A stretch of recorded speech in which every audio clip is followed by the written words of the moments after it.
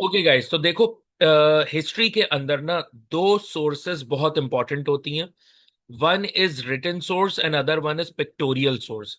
Written source जो आती है वो 3 मार्क की आती है, और जो पिक्टोरियल सोर्स आती है, पिक्चर वाली सोर्स आती है, वो सोर्स आपके पास आती है करीबन 5 मार्क्स की। ठीक है। एक चीज मैं क्लियर क्लियर बता दूं कि भाई देखो, पिक्टोरियल सोर्स में फिर थोड़ा सा आपको देखभाल के समझ के चीजों के बारे में लिखना होता है, मगर written source is one of the easiest source ever. Written source आपकी इस दुनिया की सबसे इजीएस्ट सोर्स है। सर कैसे बोल रहे हैं कि आप रिटन सोर्स दुनिया की सबसे इजीएस्ट सोर्स है? उसकी वजह यह है कि देखो, तुम्हें ना किया क्या गया होगा रिटन सोर्स के अंदर, मैं तुम्हें वो बता देता हूं ताकि तुम्हें बात पता लगे भाई। आपके पास मिसाल के तौर पे इस तरीके से 4-5 लाइनें लिखकर दे दी गई होंगी, और इन्हीं लाइन के नीचे एक क्वेश्चन दे दिया गया होगा इसी लाइन से रिलेटेड। आपको 4-5 लाइनें लिखकर दी गई, और उन्हीं लाइन से रिलेटेड इन्होंने क्या कर दिया कि भाई ये पूरा का पूरा आपको वो कर दिया, क्या बोलते हैं, एक सवाल लिखकर दे दिया। अब तुमने करना क्या है? अब तुमने करना ये है कि तुमने इस पूरी लाइंस को पढ़ना है, नीचे वाले क्वेश्चन को पढ़ना है, मैच करना है, और मैच करके आंसर तुमने दे देना है। दैट्स इट, और कुछ भी नहीं करना। सिर्फ रीफ्रेज करना है। सिर्फ वर्ड्स को, सिर्फ सेंटेंस को तुमने रीफ्रेज करना है। यानी कि बात भी चेंज नहीं करनी, कुछ चेंज नहीं करना, same to same copy paste करना है। ये वो समझ जाओ कि जैसे इंग्लिश के अंदर हम कॉम्प्रिहेंशन करते हैं, ये सेम उसी तरीके का मामला है। इंग्लिश में जैसे हम कॉम्प्रिहेंशन करते हैं ना, ये सेम टू सेम वो वाला मामला होता है, कॉम्प्रिहेंशन वाला। समझ गए? यानी कि आपने इंग्लिश की 4-5 लाइनें ऊपर पढ़ी, एक टॉपिक आपको दिया गया होगा, उसी से नीचे क्वेश्चन पूछा गया होगा। आपने ऊपर वो लाइंस पढ़ी, वो क्वेश्चन पढ़ा, आपने अंदाजा लगा लिया कि भाई ये ऊपर आंसर लिखा हुआ है। आपने वो वर्ड्स अंडरलाइन करे उसी लाइन के अंदर, और नीचे पूरा आंसर लिख दिया उन वर्ड्स को यूज करते हुए। दैट्स इट, और कुछ भी नहीं है इसके अंदर। समझ में आ गई बात? अब मुझे बताओ, अब मुझे बताओ जल्दी से, is it easy for you? समझ में आया ये वाला पैटर्न रिटेन सोर्स का? मैं पूरी पेपर गाइड दे दूंगा, टेंशन नहीं लो। अब आओ पिक्टोरियल सोर्स पे। भाई जो असल बच्चे को मसला करती है, और बच्चा जो है ना अपनी तस्वीर जैसी बातें लिख देता है। देखो भाई, आपको ना एग्जामिनर खुद पिक्चर देगा, आपने फ्रंट कैमरा खोल के अपनी पिक्चर के बारे में नहीं लिखना, जो बहुत मुश्किल काम है। सही है? तो आपके पास जो है ना पिक्टोरियल सोर्स में एग्जामिनर एक पूरी पिक्चर देगा, आपने उसके बारे में लिखना है। अच्छा देखो, मैं तुम्हें 3 तरीके की पिक्चर करवाऊंगा। एक पेंटिंग, एक रियल पिक्चर, और एक करवाऊंगा मैं आपको जैसे कोई बैनर या कोई पोस्टर या कुछ लिखा हुआ सामने आ जाए, ताकि तीनों तरीका तुम्हें समझ में आ जाए। सो इनिशियली सबसे पहले हमारे सामने एक पेंटिंग है। पेंटिंग आए चाहे कुछ भी आए, तुम्हारे लिए सबसे इंपॉर्टेंट पता है क्या है? ये वाली line, what does source B tells us about the British East India company in 1825। और ये जो बंदा बनाया हुआ है, इसके नीचे लिखा हुआ है painting of a British official of British East India company riding in an Indian procession in 1825। ठीक है। अब तुम्हारा काम क्या है कि तुम्हें यह समझ में आ गया 1825 की बात है, ईस्ट इंडिया कंपनी का ये एक ऑफिसर है, क्योंकि ब्रिटिश ऑफिशियल लिखा हुआ है, जो कि एक इंडियन प्रोसेशन, इंडियन सेरेमनी के अंदर अपने घोड़े पे आ रहे हैं भाई साहब। ठीक है। अब इस पूरी सराउंडिंग को मैं तुम्हें दिखा देता हूँ, ये तुम्हें आइडिया हो जाएगा। सही है? मैं सही तरीके से समझ में आ जाएगा मैं बताना क्या चाह रहा हूँ। भाई देखें, ये ब्रिटिश ऑफिशियल ऑफिशियल हैं जो कि वेल ड्रेस्ड हुए हुए हैं। समझ गए? जिससे देखने से ही अंदाजा लग रहा है इनकी हैट से, इनके वेल ड्रेस होने से, कि भाई ये रिच हैं, ये हाई क्लास हैं। और इनकी सराउंडिंग में आपको इंडियंस दिख रहे हैं जो कि अपनी ड्रेसिंग से ही लग रहे हैं कि भाई वो गरीब हैं, और जाहिर सी बात है कि ऑपरेस्ट है और इनके अंडर में है। नंबर 2 के ऊपर जो इसमें सबसे इंपॉर्टेंट बात है कि भाई इनकी पिक्चर को बिग शो किया गया है, और इंडियंस के पिक्चर को स्मॉल। जो ये शो कर रही है कि भाई इनके पास अथॉरिटी ज्यादा है, इनके पास पावर ज्यादा है, और इनके पास ज्यादा, आपके पास जो मतलब कहना चाहिए कि रेगुलरिटीज हैं as compare to local Indians. Third के अंदर आप ये बताओगे कि भाई इनके साथ इनको गार्ड्स तक प्रोवाइड किए गए, इंडियन गार्ड्स प्रोवाइड किए गए जो कि इनकी सेफ्टी एंड सिक्योरिटी करें। ये बंदा पीछे वाला दिख रहा है, इसकी शक्ल से ही आपको लग जाएगा कि ये इंडियन है। आपको क्या है कि इनको इंडियन गार्ड्स तक प्रोवाइड किए गए ताकि वो इनको सिक्योरिटी प्रोवाइड कर सकें यहाँ पे। नंबर फोर्थ के ऊपर आप बताओगे, जरा सा इसकी शक्ल देखो अगर आपको साफ नजर आ रही है, इसने कैसी मतलब एकदम मनुष्यों जैसी शक्ल बनाई हुई है। ये एकदम मनुष्य जैसी शक्ल, मतलब एकदम, मैं नॉर्मल लैंग्वेज में बोलूँ ना, I don't want to use this word, मगर एकदम कुत्ते जैसी शक्ल बना के बैठा हुआ है ये घोड़े के ऊपर। इसका मतलब ये है कि ही वॉज एरोगेंट, ये एरोगेंसी शो कर रहा है। तो इससे हमने ये लिखना है कि भाई अपनी शक्ल से मतलब इसके फेस से ये डिपेक्ट हो रहा है कि भाई he was an arrogant officer, जो कि अपनी पोस्ट की वजह से, अपनी पावर की वजह से एरोगेंट हुआ हुआ है। समझ में आ गई बात? या एरोगेंसी शो कर रहा है to the all Indians in his surrounding. So overall इस पिक्चर से हमें क्या अंदाजा होता है कि भाई इंडियन प्रोसेशन के अंदर एक ब्रिटिश ऑफिसर है, उसकी अथॉरिटी ज्यादा है, उसकी पावर ज्यादा है, उसको वो एरोगेंसी शो कर रहा है, अमीर है, रिच क्लास है, इसको सिक्योरिटी प्रोवाइड की गई है, ये ऑन फूट नहीं है, इसको एक राइट दी गई है, और साथ ही साथ इसके सराउंडिंग में जो इंडियंस हैं वो गरीब हैं, वो इनके अंडर में काम करते हैं, इनकी अथॉरिटी के हिसाब से चलते हैं। तो क्या हुआ कि भाई इसको हमने समराइज किस तरीके से किया, एक सर्टेन कंडीशन के अंदर। समझ में आ गई बात? अच्छा, अब उसी चीज को अगर मैं तुम्हें यहाँ पे इनके हिसाब से दिखा दूं, तो वो भी आप देख लो इन्होंने क्या इधर आपका मेंशन किया गया है कि भाई ये देख लें again, A British officer is riding or surrounded by Indian. He looked powerful and important figure. Painting ने ये भी शो किया है कि ब्रिटिश ऑफिशियल जो है वो लार्जेस्ट फिगर हैं, क्योंकि जाहिर सी बात है कि वो इंडिया के अंदर इंपॉर्टेंस है। फिर उसके अंदर इंडियंस को लो, स्मॉल पीपल शो किया गया, विच शोज कि भाई इनका स्टेटस लो है। Local rulers are on the horseback behind the British official. अच्छा, they show that as smaller reflecting their low status at the British.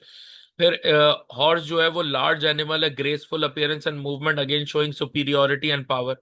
फिर उसके साथ जो है वो सोल्जर्स ने कैरिंग वेपन भी किए हुए हैं। ये चीज मैंने आपको नहीं बताई, ये देखें ये पीछे, ये भाई के हाथ में ये तलवार है, तो उन लोगों ने वेपन भी जो है वो कैरी किया हुआ है।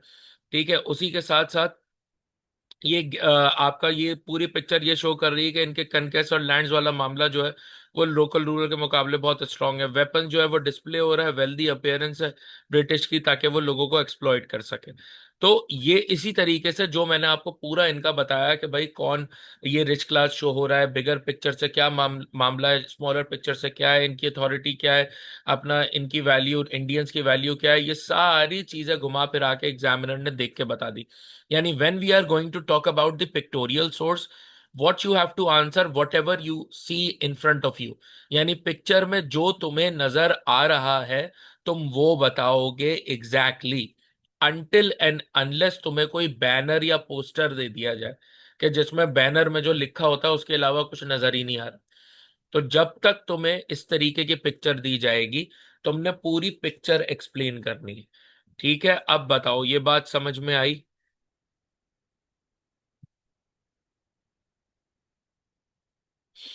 यस बेटा, लिखने 3 पॉइंट होते हैं, लेकिन तरीकेकार क्या है कि हम 4 से 5 पॉइंट इसके निकालेंगे, ताकि जब आप लिखने लगोगे ना तो वो ये समझो कि 2-3 पॉइंट की ही एक्सप्लेनेशन होती है। मगर you have to take out at least 2-3 point, I mean 3-4 points, at least 5 points अगर कर सको तो, वरना 3 पॉइंट्स आर इनफ।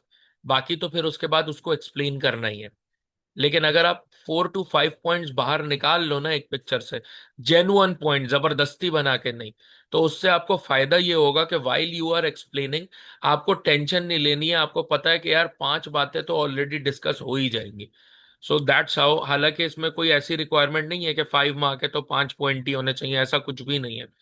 आप 3 पॉइंट्स मेन डिस्कस करो, 5 मार्क आपके हो जाएंगे। लेकिन मैं अक्सर कहता हूं कि एक पिक्चर में मैक्सिमम आप अपनी विजिबिलिटी ढूंढ लिया करो। जितनी मैक्सिमम आप विजिबिलिटी ढूंढ लोगे that would be easy for you to solve it. ठीक है, सही है। अच्छा, फटाफट दूसरी पिक्चर पे आते हैं।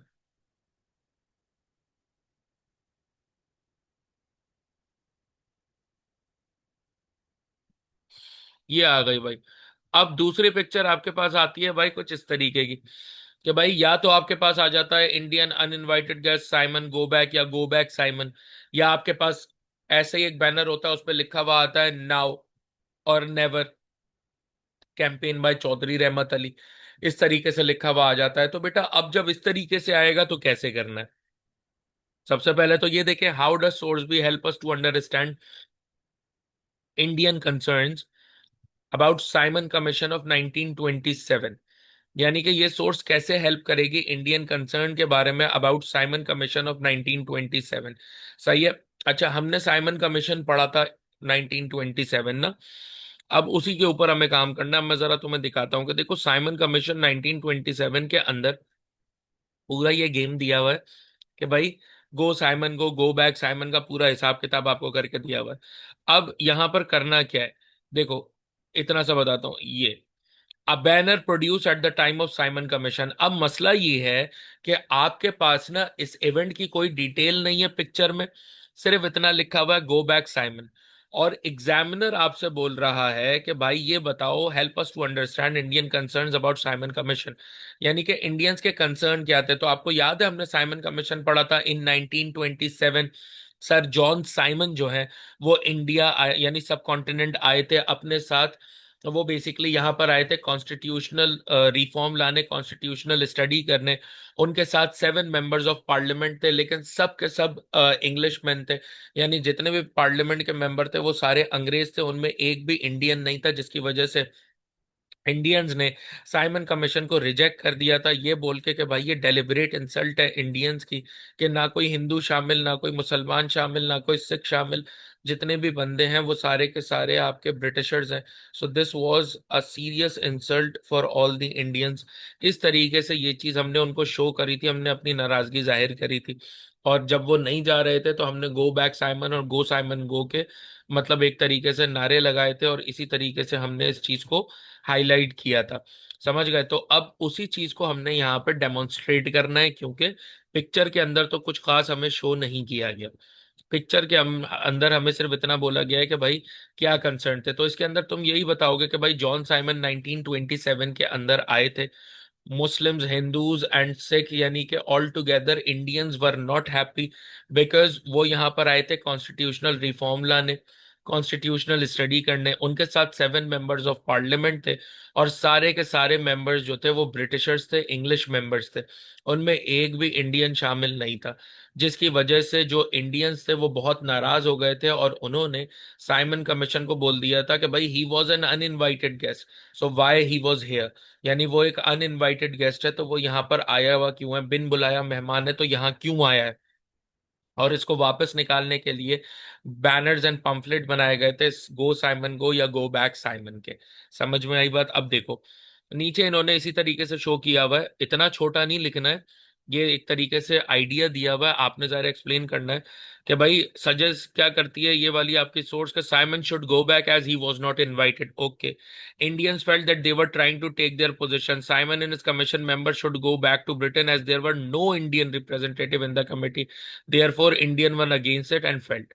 यानी कि भाई इसमें भी यही बोला गया कि एक भी उसके अंदर इंडियन रिप्रेजेंटेटिव नहीं था कमेटी में, सारे मेंबर इंग्लिश थे, दैट इज वाई इंडियंस इनके अगेंस्ट थे, और बोल रहे थे कि भैया आप वापस जाओ। तो साइमन और इसके कमीशन के मेंबर्स की वजह से ये वाला मसला जो है वो खड़ा हुआ था। आगे मेरी बात समझ में? तो गो बैक साइमन या साइमन गो साइमन गो जो है वो इस तरीके से हार्टफेल्ट मतलब फेल्ट वाला गेम था इसका। सही है। अब मुझे बताओ, do you guys understand this?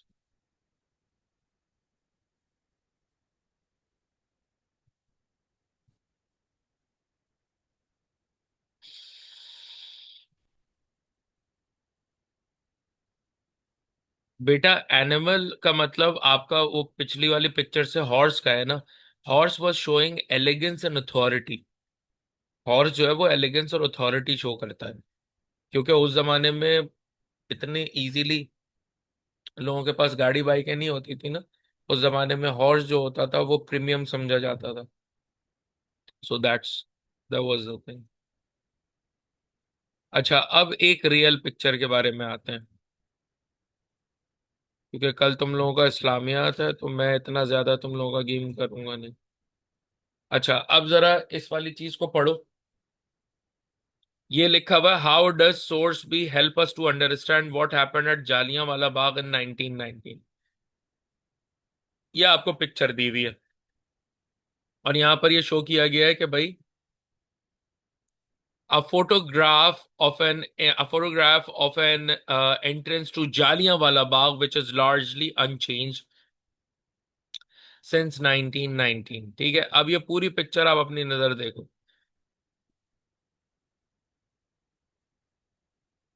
अच्छा हाँ सॉरी, फ्राइडे वाले दिन है, फ्राइडे वाले, सही बोल रहे हो। सही है, ये पिक्चर अपने सामने देखो, सही तरीके से अपने सामने देखो इस पिक्चर को। और अमृतसर मैसेकर या जालियांवाला बाग के बारे में ये आपसे एक तरीके से पूछने की कोशिश कर रहा है। एक सोर्स थी इंडियन डिसयूनिटी की रिलेटेड 1940 के आगे, शायद एग्जैक्टली याद नहीं, बट उसमें भी एनिमल से ही रिप्रेजेंटेड थी वो वाली, अगर आपके पास है तो करवा दें। सखन मुझे ये याद नहीं आ रही कि ये किस सोर्स के बारे में तुम कह रहे हो, लेकिन अगर ये सोर्स निकाल कर तुम मुझे व्हाट्सएप पे दे दोगे ना, तो मैं तुम्हारे ग्रुप के ऊपर वो सोर्स भेजूंगा, ऑनलाइन वाले ग्रुप पे, और वर्ड ऑफ माउथ से उसको एक्सप्लेन कर दूंगा। तो क्लास के बाद जो भी सोर्स का मसला है ना, अगर किसी कोई मिसाल के तौर पे सोर्स है जिसमें तुम लोगों को इशू है, आप वो सोर्स ढूंढो, ढूंढ के उसकी पिक्चर जो है मुझे अलग से मेरे साथ शेयर कर दो। आप अलग से मेरे साथ वो शेयर कर दोगे, तो मैं आपके ग्रुप के ऊपर वो पिक्चर डालूंगा और डाल के वहां पे एक्सप्लेन कर दूंगा, ताकि तुम्हें भी पता लग जाए, दूसरों को भी पता लग जाएगी। अच्छा आप जरा मेरी बात सुनो, ये आ गई आपके पिक्टोरियल, ये हमारी लास्ट सोर्स है आज की ना, जिसके अंदर प्रॉपर ओरिजिनल पिक्चर दी गई है, सही है। अब क्या है कि इसके अंदर आपको क्या दिख रहा है, एंट्री और एग्जिट जालियांवाला बाग का एक ही है, सिंगल एंट्री एंड एग्जिट है, और बहुत ही नैरो है। मतलब आप ये देखें कि दो चार लोग लाइन से अगर खड़े हो जाएं तो यहां से आने जाने का रास्ता जो है वो आपका बंद हो जाएगा।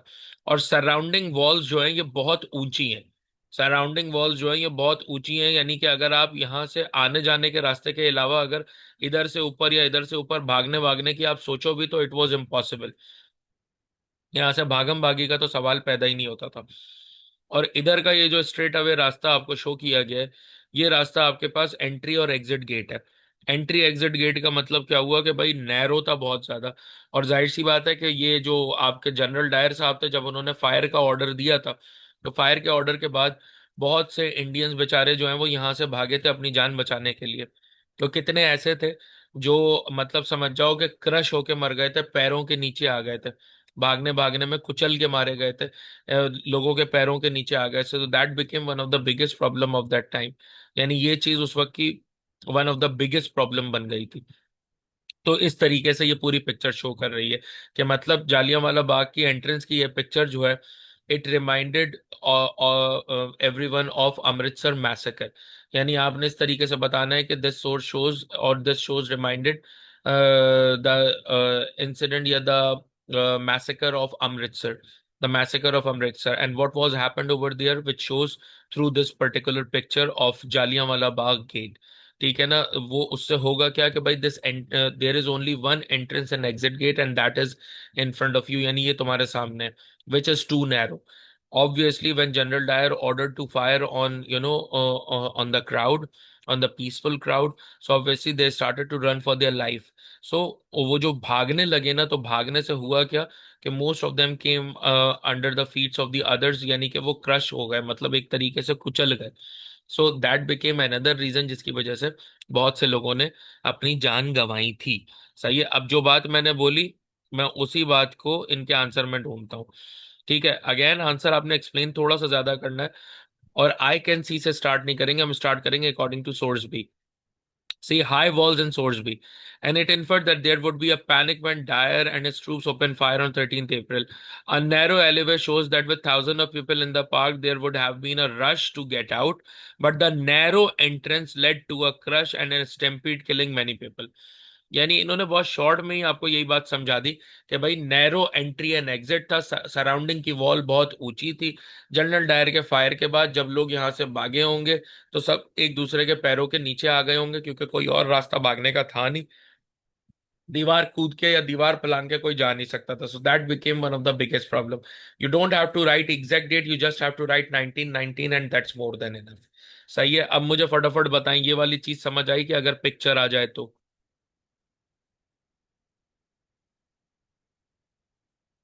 डन।